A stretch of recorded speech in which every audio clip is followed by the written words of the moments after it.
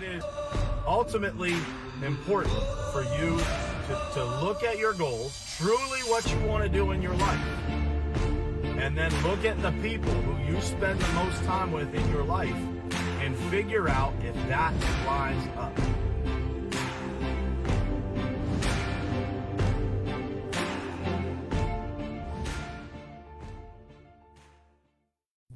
All right, what's happening, guys? Happy Friday to you. It is Friday, April 24th, 2020.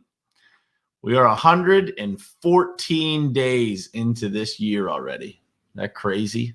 114 days, which means that we are actually 31% through this year. And by the end of next week, we will literally be 1/3 through this year.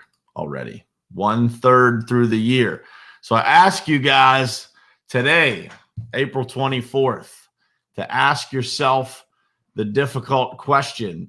Have you made the very best of 2020 so far? And if you haven't, what are you going to do today to start changing that? All starts with one moment where you decide it's all going to change. We're going to talk a little bit this morning about one of the major things that will change that, and exactly, kind of how I handle that in my life and in business and all that kind of stuff. So what's happening, Bob? Good morning, man. Write down your goals. I agree, bro. Chris Filippelli, what's happening, man? Jeff, Mark, Jared, good morning, guys. Thank you for being here.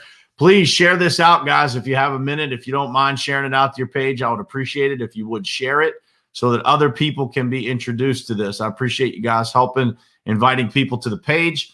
Now let's try to share this sucker out and see if we can get a bunch of people on here. Fridays are usually a light viewer day for obvious reasons. People got a lot of stuff going on. They're ready to head into the weekend. And so I could use your help if you guys could share it out and then put it in the comments if you share it out for me. What's happening, Carla? Good morning.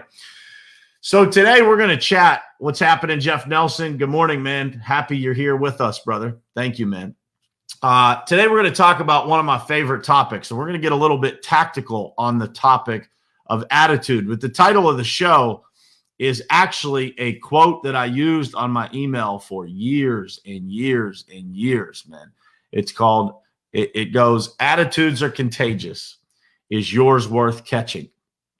And I think right now everybody understands what it means, what the word contagious means. But I think that, a bad attitude can literally be as damaging. What's happening, Christian Mendoza? Good morning, brother. Thank you for being here, man. Tim, good morning, man. A bad attitude can be as bad for someone as catching an infectious disease in some ways, right? If you give someone else your bad attitude, if you infect them with your negativity, it can be as damaging to them as some diseases.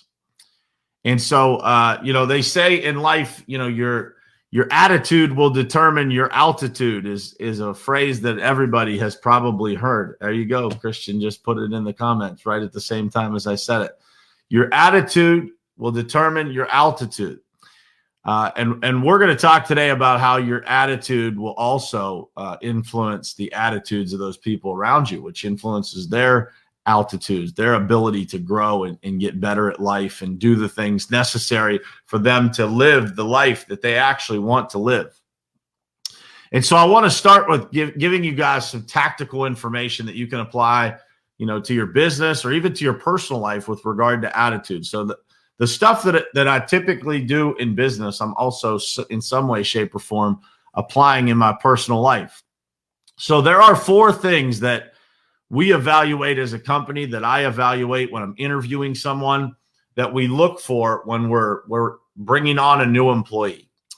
They are as follows: knowledge of the job. And these are in no particular order of importance, by the way, and I'll explain that when I'm done.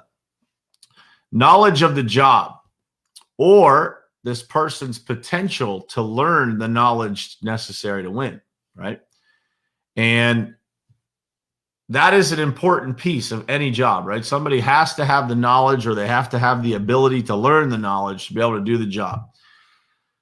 But follow me here for a second. The second one is job skills. Do they actually have the applicable skills or again, the ability to learn those skills to do the job that we're looking for them to do.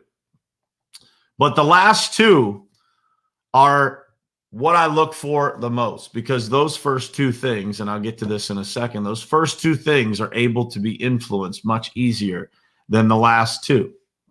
And the last two are attitude and motivation.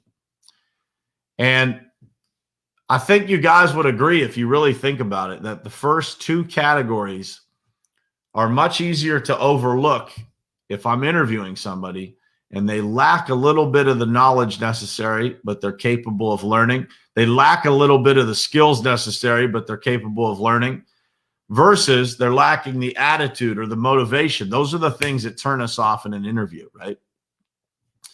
You see, the first two categories, while they're important, they don't compare to having a good attitude or having unbelievable motivation, because there is no amount of skill or knowledge in life that will outshine someone, that will outshine a bad attitude or poor motivation.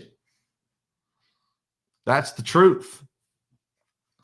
We use a document for coaching while, when people are employed with us. We use it in Top Contractor School, and I'd be happy if you guys, need to have some of these conversations, or maybe you just want to do this evaluation for yourself. We've got a document that we use called the 4 Elements of Success, and it has basically a 1 through 10 rating on each of those 4 categories. And we rate everyone a 1 through 10 in those categories. And then we give feedback based on why that rating is. And we have 2 different ways to do that. We've got the self-evaluation, which, the person is going to rate themselves. We do this all the way up. So I would do it on myself, and then I would have people around me do it as well. And we want to make sure that those numbers that we're rating ourselves, that they're not far off, right? That those numbers, I'm not rating myself a 10 and somebody is rating me a 5. That is usually a sign of bad leadership, because we're not giving people the proper feedback or the proper tools to be successful. But the most interesting conversations from those evaluations, from those interviews, are always around someone's attitude. If you really think about your interview questions that you're trying to ask someone, or when you're having a conversation in real life, aren't you always evaluating like someone's energy, someone's attitude, their level of motivation? Another thing with regard to attitude and motivation that I say in interviews, and this is something that you guys can, if you guys have managers on your team, you can kind of teach them this part of interviewing. Is one of the things that I say openly in an interview is, there's only a couple of ways that this can go if we bring on a new employee. This person that we bring on can keep us the same. They can make us worse, or they can make us better. And we are only looking for one out of the 3. We do not need to hire someone, and we don't need to invest money into people that are just going to keep us the same. We're looking for attitudes and people who are motivated that are going to take us to the next level. And that goes for friendships, that goes in business, that goes in the people you spend time with, the people you interact with, everything. Those rules apply. And so attitude, I want you guys to remember this. Attitude is at the core of every decision that we make. Isn't it exhausting when you spend time with someone that just has a bad attitude? I used to joke when I worked in corporate America, we had a line of cubicles, and they were really small for the outside salespeople. They literally basically sat next to each other. And I would joke that if you took the highest performer, the person with the best attitude, and you put them in between 2 people, who were skeptics or negative, or they just didn't have positive things to say all the time, and you came back in 2 months, what would you find? You would probably find that those 2 people were slightly more positive, and that the person in the middle was significantly more negative, because those people will constantly like water over a rock. You ever see a rock that's really smooth down by the ocean? Like water over a rock, a bad attitude will infect you. And it will infect you with all of the negative thoughts that that person is carrying with them as a result of their experiences in life, not yours. And when you allow other people to infect you with that disease, there's only one medicine that will make it go away, and that is self-education, self-discipline, self-development, and getting around the right people who are going to put positive thoughts into your mind, who are going to push you in a positive direction, tell you all the things that are possible, not the things that you shouldn't do or that are impossible. And so I would ask you to think about that for yourself today. What is your attitude like? Because we all have those days where our attitude is not one that we would want other people to catch, right? We all have bad days. How do you deal with yourself on those days? How do you check your attitude? For me, I'm lucky enough, I'm fortunate enough and blessed enough that I have a circle of people that keep me honest. That if I am a little bit off, I can make a phone call and I will get, it's an automatic adjustment, an automatic attitude adjustment, because I have surrounded myself with people who are winners, with people who understand that having a bad attitude is a dangerous thing in this world. Very dangerous thing. And people don't recognize it because there's so many people in the world that literally just put out these little bite-sized pieces of negativity. And they don't realize that they're doing it because so many people in the world are. So it becomes commonplace. So ask yourself, what are you saying to people? What does your body language look like? How is your attitude truly at your core? What is it like? Is it optimistic or is it pessimistic? Do you find the opportunity in every challenge or the challenge in every opportunity? We just had a conversation inside of our company last week about a situation we were dealing with, and we came up with a bunch of solutions. But every time we came up with a solution, there was a person that kept shooting holes in it. And literally, we got off the phone with that one person and we talked as a group, and this is what we said. And that was an indicator to me that, man, we are on the right track as a team because everyone detected that except that one person. So then it's a matter of coaching that one person because that person is a little bit off. We do the evaluation. We do the 4 elements of success. How is this person's knowledge? How is this person's skills? How is this person's attitude? And how is their motivation? Rate them 1 through 10. And then we ask them to do the same. And we have a structured, formal conversation about how we can help them, how we can help them see a little bit different, that there are solutions all around us if we look for them. The same is true for problems. Which do you choose to see? That determines your attitude. It determines your attitude. And so if we choose to see the opportunities that are around us, the opportunities for new relationships, the opportunities for new friendships, new business opportunities, new customers, and we align those with the right attitude, with the right motivation that we want to see, right? That we want in our own lives. If we can align ourselves with those people that share the same attitude and motivation, or maybe if we're a little bit off, we surround ourselves with those people who are a little bit more positive for us, we will find fulfillment in life like we never had. We will have customers that love us more than ever before, because when attitudes align,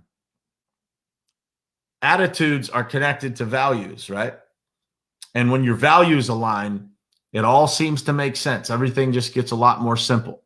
If you think back to times in your life where you've had the biggest challenges, I can promise you this: most of those challenges were the people that, number one, didn't align with your values. Number two, probably didn't share the same attitude as you. There was something off. And so I would ask you to evaluate yourself, evaluate the people around you, and look at what their attitudes look like, and first start with yourself and ask yourself the question. That's the title of this show this morning. Attitudes are contagious. Is mine worth catching? Is yours worth catching? Especially in a time like right now. 5 weeks ago, whenever this all started, I remember thinking to myself that, man, there's going to be some people during this time that are going to be really memorable in my life, and there have been. And a few of them are on this stream that have been there, to make sure that things were right, to make sure that our attitudes are in check, to make sure that they're inspiring and motivating us and just lending a hand as a friend. And so I have tried during this time to return that favor to as many people as I come in contact with. If I come in contact with someone, I'm going to typically be, texting that person some messages, trying to be encouraging, sharing stories, doing these live streams in the morning, sharing the morning with you guys. But I'm trying to infect everybody else with a positive attitude, infect everybody else with some perspective. And it's a good thing, man. It's a good thing. People in the world, I say this, I've said it a lot recently because I see it, I think now more than normal, right? More than ever before. People need lifted up. They need some help. They just need a hand, man. And by the way, those people that you view as the strongest people sometimes are those that need it the most, because I'll tell you what happens with people who are strong people, who are, looked at as, man, they're tough. They got it all together. They've got it going on. Those people are usually the ones that people don't reach out to the most to help.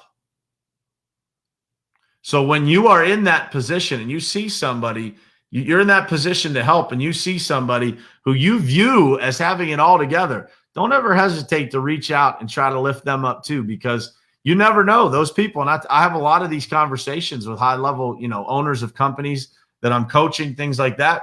And they tell me just how alone they feel, like when their attitude goes bad, who's going to help them correct it? This is why mentors and things like that are so important, because if you don't have mentors, if you don't have good friends that you can pick up the phone and just have an honest conversation with, man, those periods of time where your attitude's a little bit off, they get extended, don't they?